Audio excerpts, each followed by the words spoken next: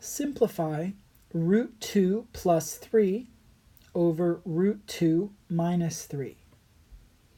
Again, we're going to have to multiply the top and bottom by the same quantity, and the quantity that we want to multiply by is the conjugate of the denominator.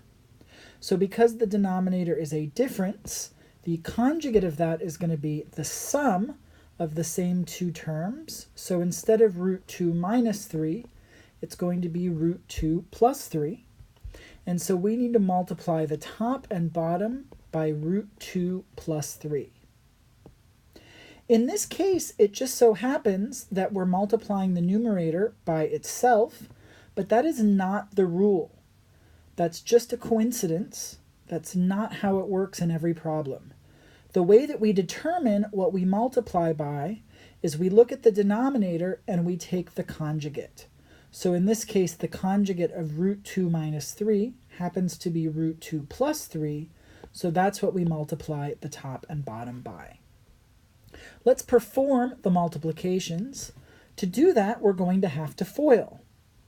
In the top, the product of the first terms is root 2 times root 2, which is root 4, but the square root of 4 is just 2, so we can write 2 there. The product of the outer terms, root 2 times 3, is 3 root 2. The product of the inner terms is 3 times root 2, which is also 3 root 2. And the product of the last terms, 3 times 3 gives us 9, so that last term is a positive 9. Now in the denominator we have to FOIL as well. The product of the first terms, root 2 times root 2 is the square root of 4, which is just 2. The product of the outer terms, root 2 times 3, is going to be 3 root 2.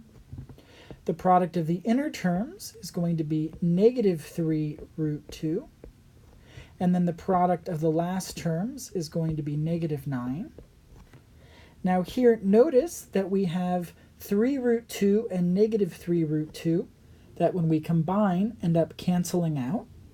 And that should always happen in these problems because when we multiply a difference times a sum with FOILing, the outer and inner products should cancel. In fact, that's the hope because we don't want any more radicals in the denominator.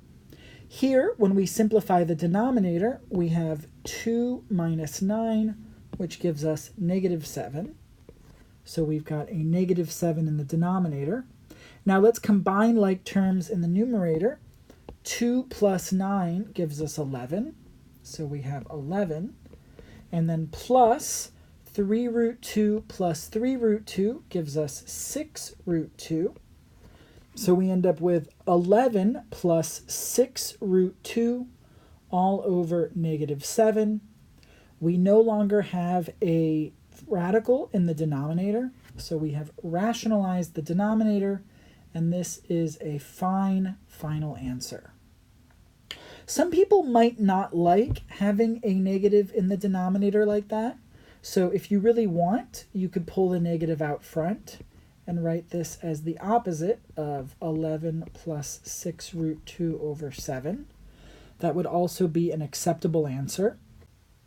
So really, either of these is considered simplified because there are no more radicals in the denominator. So we're good to go.